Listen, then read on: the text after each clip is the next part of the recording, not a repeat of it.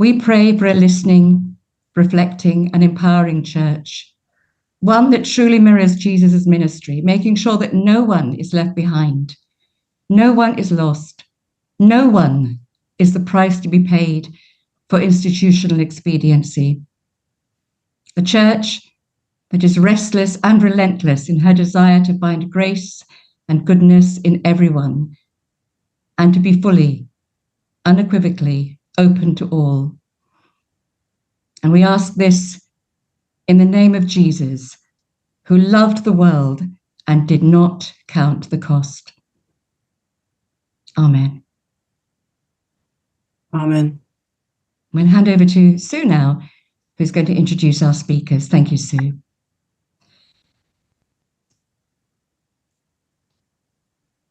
We welcome Penny Brown and Kevin Gallagher to share their thoughts, feelings, and experiences about the emotional cost of being Catholic. Both Penny and Kevin are mental health professionals, and Penny has worked with both adults and children. Over the years, Penny's and Kevin's own experiences of being Catholic, as well as their experiences in helping others, should be a very interesting sharing for us all. Penny and I joined Catholic Women's Network many years ago. This provided a special space for women to tell their stories. Then, some time ago, I was running a Catholic People's Week in Nodford, North Wales. The theme was resurrection and transformation. I asked Penny to speak about the transformation of feelings to a relatively traditional and somewhat elderly group of Catholics. What Penny said and did during that session helped so many of the group to own their own feelings. It was truly transformational for us all. Kevin joined us in Root and Branch at our first Bristol Synod in 2021, and he has been a very important part of our team ever since. Unlike the Roman Catholic Church, he has found a home where the heating is turned on.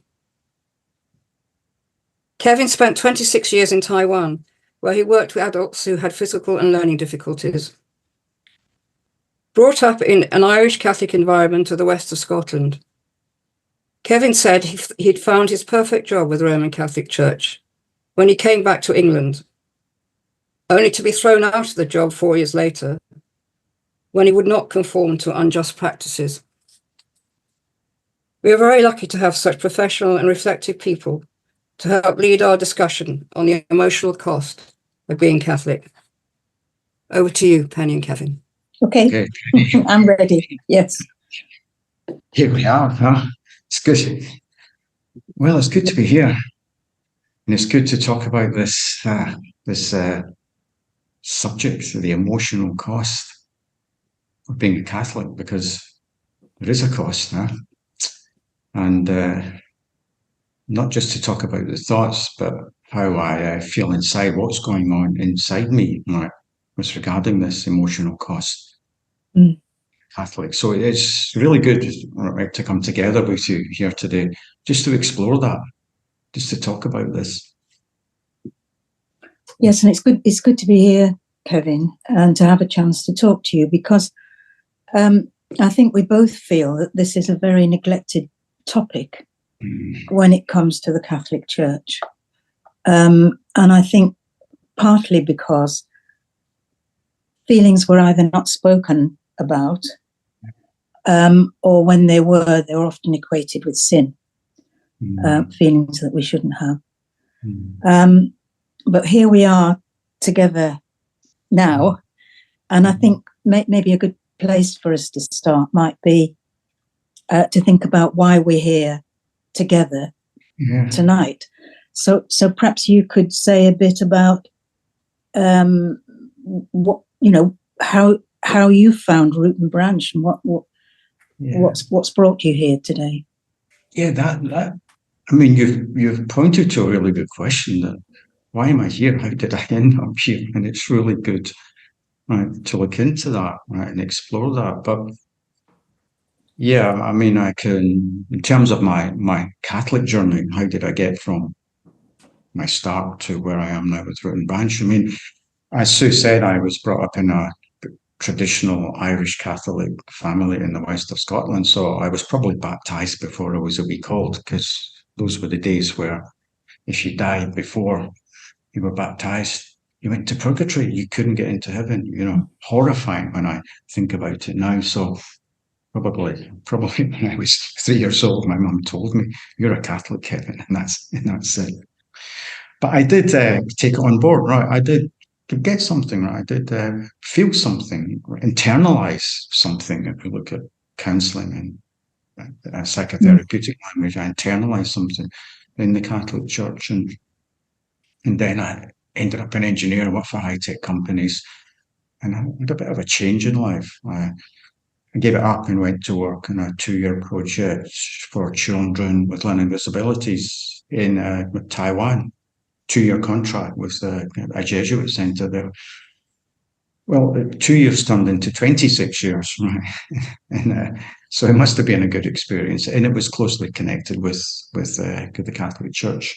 And I saw the good side of the Catholic Church. I saw sisters and priests living up in the mountains with indigenous tribes living there. I saw religious sisters and priests working with those who had AIDS, with the homeless, with alcoholics, and I thought, oh, this is social justice. This is the social action side of the Catholic Church, and that's one of the reasons why I stayed. There is a very good side to it. When I saw all this good work, anyway, that's a story in itself. The 26 years in Taiwan. I came back some years ago, and I got my perfect job with the Catholic Church, or so it seemed, in a curia, working in a curative for Caritas, setting up social action projects. Great work, right, in terms of the frontline work, but in terms of working in the diocese as an employee was quite horrendous, I would say. There was certainly no sense of being able to just to be free, right? Just to say what's inside you, right? To be creative, right? And so on, emotionally expressive, or personal authenticity. That's the word. There was a suppression of personal authenticity, and I was starting to question a lot. Right? What are these doctrines and dogmas? What I'm hearing, what I'm supposed to take on board? Pay, pray, and obey, as we say. But what was going on inside me, how I was feeling inside, was not the same as what I was being told. So there was that paradox started to appear, and there's no place to express it. Then I went out and ranch. Right. Then I went out and ranch. Free. As Sue said, it's a home where the heating is turned on. I never quite found that in institutional church. It was a cold place. Could you please turn the heating on, Father? And so I found that, and that's why I'm here with Root and Branch. I can be free, I can express myself. Maybe this is part of this meeting, to hopefully other people will do that, to find some place of freedom where they can speak about what's inside them in complete freedom. If we say the Holy Spirit resides in each and every one of us, if God's inside us, then why shouldn't we be able to express that?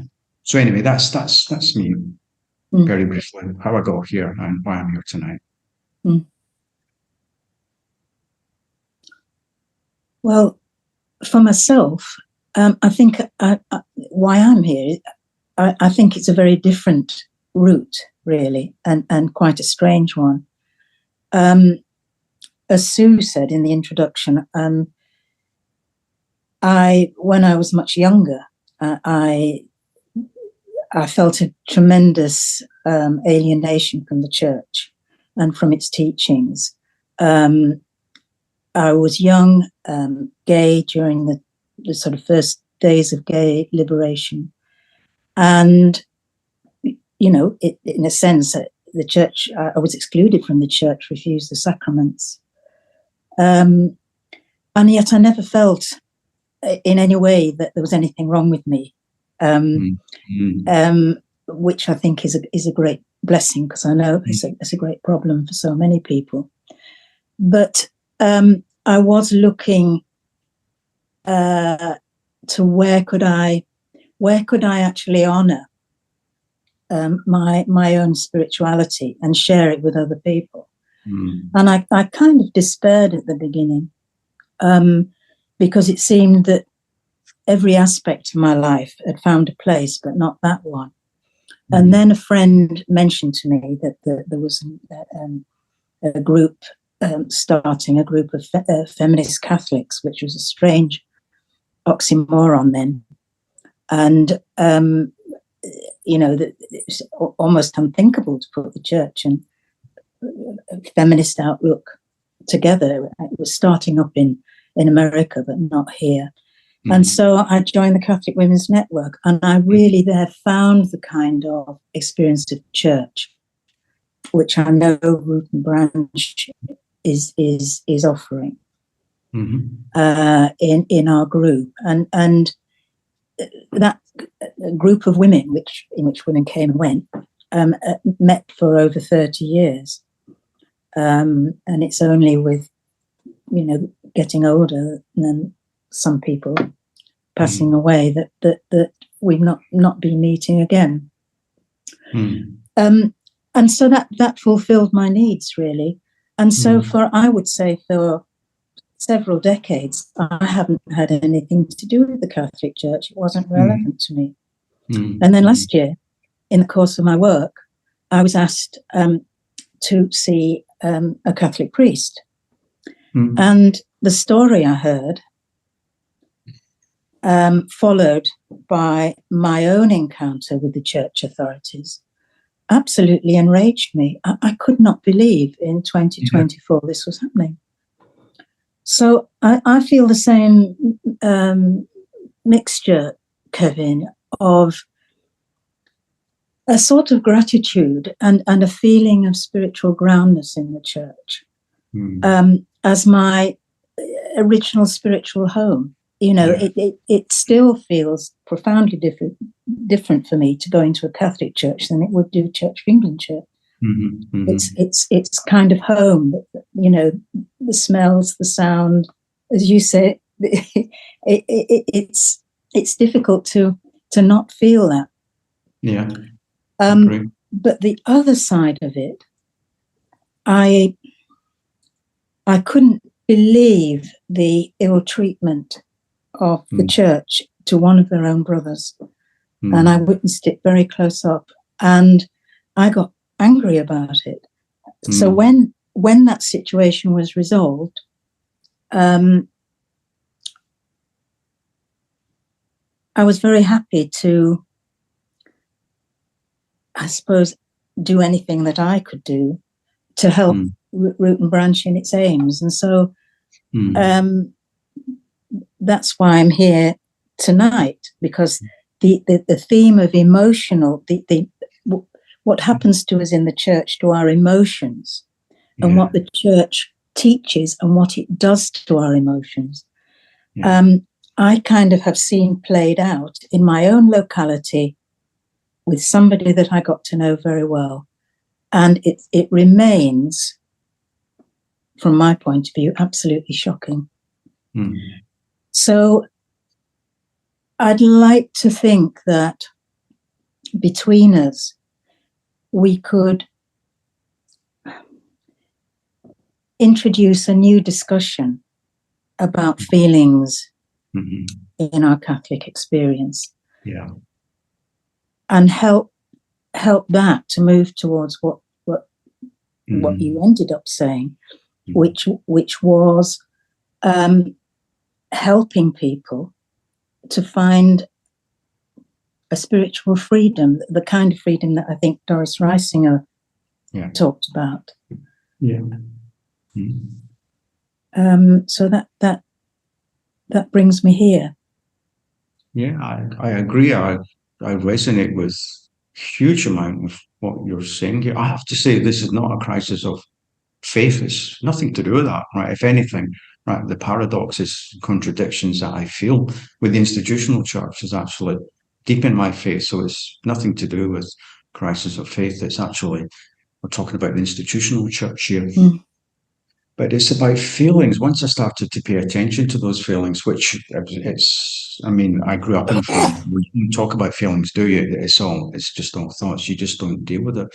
But once I started to pay attention to those feelings that were coming up I mean, there's feelings of joy and happiness, but there was feelings of anger, feelings of resentment, feelings of betrayal, feelings of hypocrisy.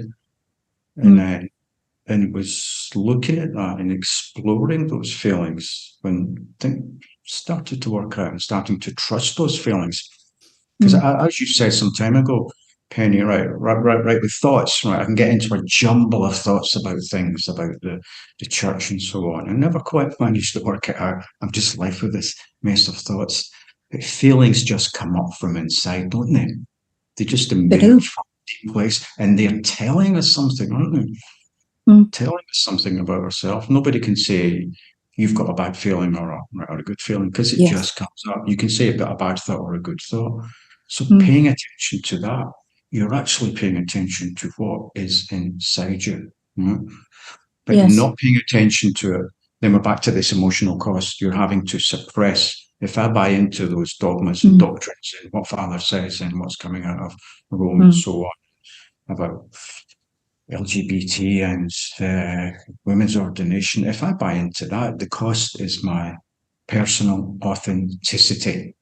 Are we willing to pay the cost of personal authenticity to buy into this institution that, to be quite blunt about it, can behave like a cult sometimes, as you've pointed out, and can end up being pathological?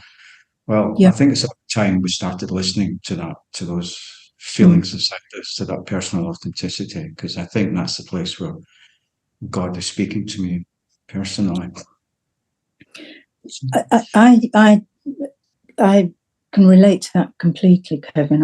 I agree with that, and one of the things I've reflected on in preparing to talk together is how different or similar experiences are between different generations of people. Because I became very aware that I began, in a sense, taking in my Catholicism before Vatican II. And really then, the church's teaching was mainly about sin and death, actually. I think this is why Sue and I were laughing about my old missal with the terrible litany for a happy death and some appalling night prayers. And, I got to thinking about the kind of model of being human that we've learned from the church. And I don't know whether you'd agree with this, but there are kind of two models of being human that you and I have got in our lives. One we've got from our Catholic background, and one we've got from our work background, because we're both trained to be counsellors and psychotherapists, and to read the science, read the literature, read the experience, going back to the 19th century, of everything that people have learned about what it is to be human. And of course, they don't match up. And they don't match up at all around this issue of feelings, really. Because certainly the model I grew up in was that we were all so sinful that without the sacraments of the church, we were lost. And that we would end up in hell. And if it wasn't that bad, purgatory for a long time. Images of burning coals. And as a child, I was terrified of all this. It was a whole teaching based on fear, and not just that, based on the idea that we were not glorious in being created. We weren't glorious creatures as humans that God had made. We were people that needed controlling and telling what to do and so on. Yeah. And I, I realized that was a lot of years ago, but I don't know whether you agree with this, I haven't had much sense that things have changed. I mean, I know people don't talk about hell. Well, I think some of the priests in some countries do, but not here in the UK. But just that whole sense that there's something a bit intrinsically wrong with us and with what we feel. Yeah, there is. Yeah, I've never been asked in my long time with the Catholic, how do you feel? Or even what do you think? It's more about just listening from above, Father telling us. But it's interesting what you say about, it hasn't been a very liberating experience, has it? And I think this part of it, as you touched on, what you just said, was this split between what is secular and what is holy, right? What is sacred in it? I mean, why should we not be seeing our spirituality or our faith in our humanity? It's an old Jesuit priest I knew from Taiwan, French Jesuit, Yves Regan said, what is good in the sacred is also good in the secular. And what is good in the secular should also be good in the sacred. I always remember that, and finding God in your life, as I'm sure you do, Penny, right, as I do, in your work, to sit in a room for 50 minutes with a client and walk into their painful spaces, right, and be able to sit and share. Do you not experience something special? You could say that's a secular experience. We're doing secular work, but are we? I find a lot about God out in there in the world, but I'm not hearing that from the church. Right? A lot of it is still about the building on a Sunday. Another thing you brought out when you spoke about sin, another thing about the church, the emotional cost, and to me it's a big emotional cost, the amount of shame that the institution has put into us, and I include me in there, and the amount of work I had to do to get out of that, to get rid of that shame that was put inside me. Yes. The difficult thing about shame, it's not just something you've done wrong, say I admit, you ask for forgiveness and it's over. Shame is saying you are intrinsically wrong. And the church, I find, has been quite good at doing that to people. The whole issue of LGBT, I've got LGBT friends who are good people, living good lives. And to hear the word disordered relationship, which is basically saying they don't exist. Now, in terms of the church, it's a heterosexual person that's got some kind of illness. So people who are LGBT, right, they just don't exist. They're just out of even existence. So it's just like that. And the amount of shame that must have been put into people to watch a divorced person sit in the pews while we're all lining up for communion, almost being publicly shamed in the congregation, to be denied a channel of grace just because they made a mistake in a relationship and fell in love again. I mean, I just hand it into that. So that's a big thing for me that comes up, this whole issue of shame and how much is put into me. Well, I'd like to hand that back. I'd like to say, I'm sorry, guys. And it is guys, as you know, to say, no, you take that back. But it's quite a bit of psychic, emotional work to work through that. You probably agree with that, I think. I think I do. And I agree with you about our work. It's, in a sense, I think for me, it's taught me how glorious people are in the most terrible circumstances. The courage and the ability of people to manage their lives. Just sometimes it's very humbling for me. In very difficult circumstances, people manage to live what I consider to be good lives towards other people. But this thing about shame, it's guilt and shame seem to have seem to be one of the things that maybe stops us from examining our own feelings about things, or making us frightened of our feelings. And I think one of the things that we say to our clients is,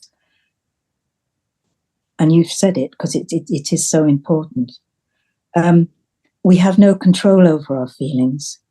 No. They're very interesting things because they just come. And to be honest, sometimes they're highly inconvenient. You feel things and you wish you didn't, but you feel them. Yeah. And I think where the moral and the ethical, religious and spiritual factors come in is what we decide to do with them. Yeah. Because I have a sense that I was certainly brought up to think of as anger or greed or envy or jealousy, all these sort of completely natural things,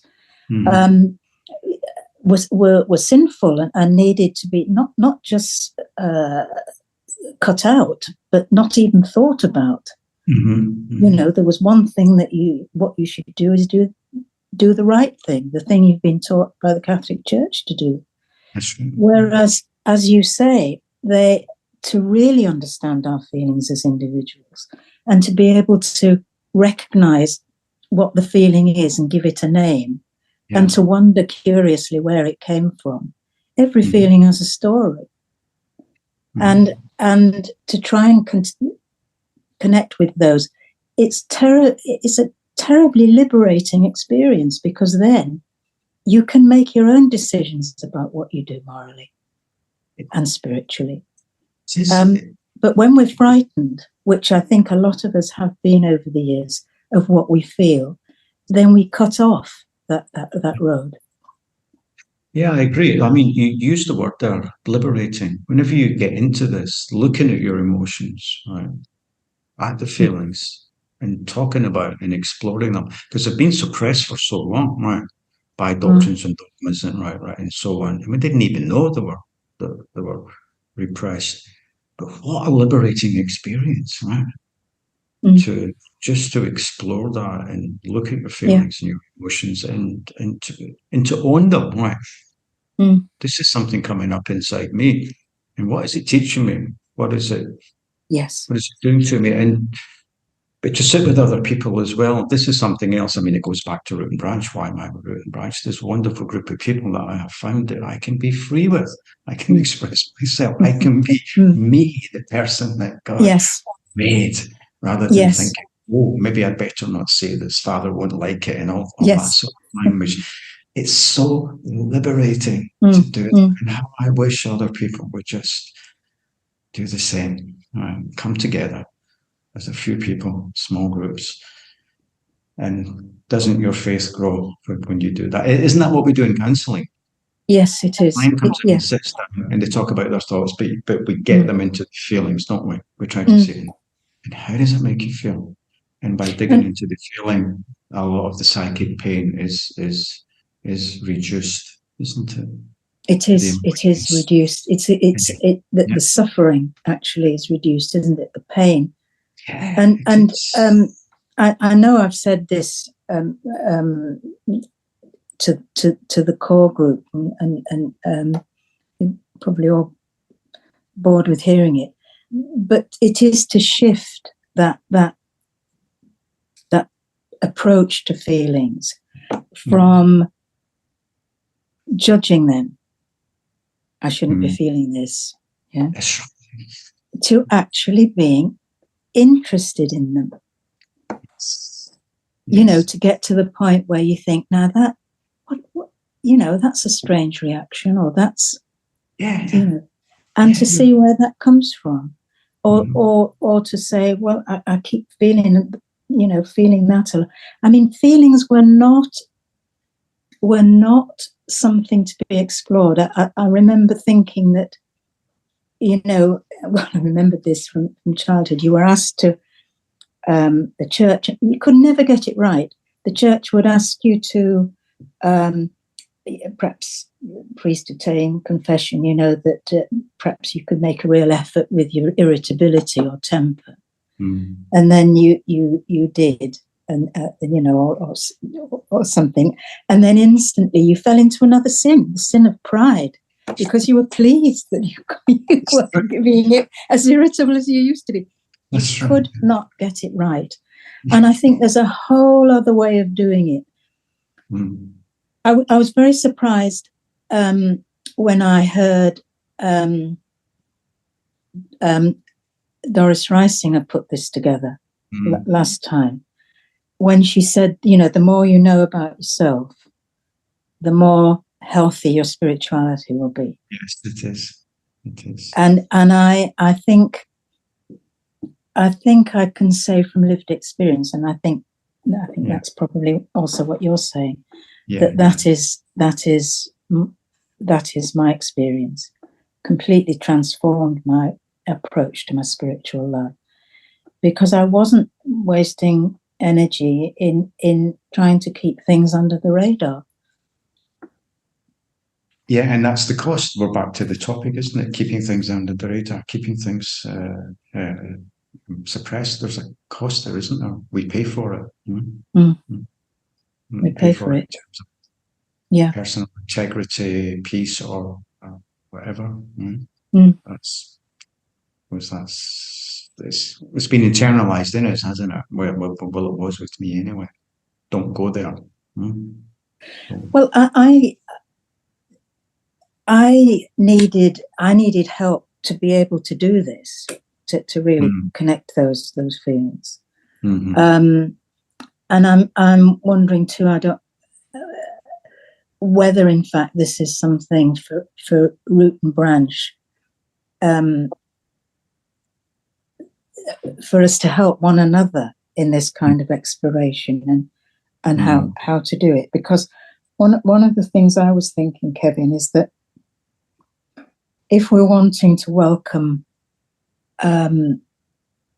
people into a different kind of church, then we've all got to be better at certain things that don't come naturally. And I think one of the things is difference. Because when we meet difference in other people, it does bring up feelings. And that's often when we're most challenged. We're not comfy, we're not cozy. This person doesn't do things like I do, or they don't have the same background, and so on. And I wonder whether I'll be very interested when people come in with the questions to see whether that what they feel about that as an idea. Yeah. In fact, I'm just going to say something now, because we've got about another 3 minutes. I just wondered if you wanted to say something before we open to questions, Penny and Kevin, before I thank you. Is there anything else you'd like to add before we open to the floor, as it were? Kevin, anything?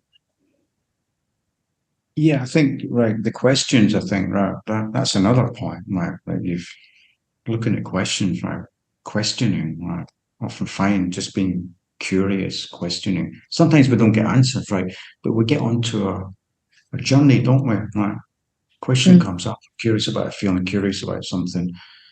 Better start exploring, and it's going inside, This is another theme, looking inside, getting kind of out of the head and into what's inside us, what's inside there. This is another theme that most of us haven't been encouraged to do. What's inside the inner journey? That's where the emotions are coming from. Be curious about that. See where that's taking you. Yeah. See what's coming up.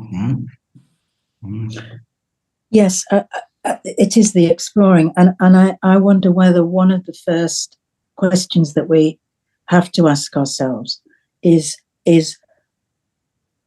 what is it that makes us so uncomfortable about moving to a different place? And we started off talking about the good and bad sides a bit of the church, the church having given us so much, but then there was all this other stuff as well. And I think that's also true here, that what will make, the question I ask is, what will help people make a shift inside themselves so that they don't feel quite so controlled by the old messages, while at the same time being able still to call ourselves Catholics and to live in our culture. Yeah, I mean, for me, my theme of we are made for relationships, right? Most of our energy in life is about relationships. And to answer your question, I think it is really about getting together with some other people to be able to to express what you feel, to feel free enough to express what I think. I can't see many other ways apart from that. It's probably not going to happen in the institutional Catholic environment.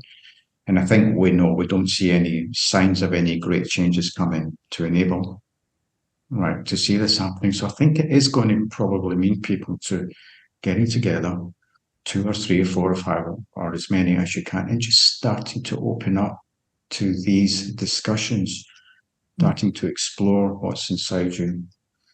It's probably not about what's making you feel comfortable. It's exploring about what's making you uncomfortable. There's probably more to begin from that. But I think it is getting together with other people, because we're made to relate. We're made for relationships. Small groups, I think that's it. And that's what helped me. I mean, that's why I'm in in a way. I have found a group of people that I can be free with. I feel liberated through them. I exist through other people, don't I? But if I look at the institutional church and what's going on, do I exist through Father up there on an altar, or through the bishops or the clerical caste? No, I don't think so. But when I meet a client in a counselling room, or my fellow students, the amount of, I mean, they're all secular people, but the amount of God I see in them, I feel free with that. I see God outside.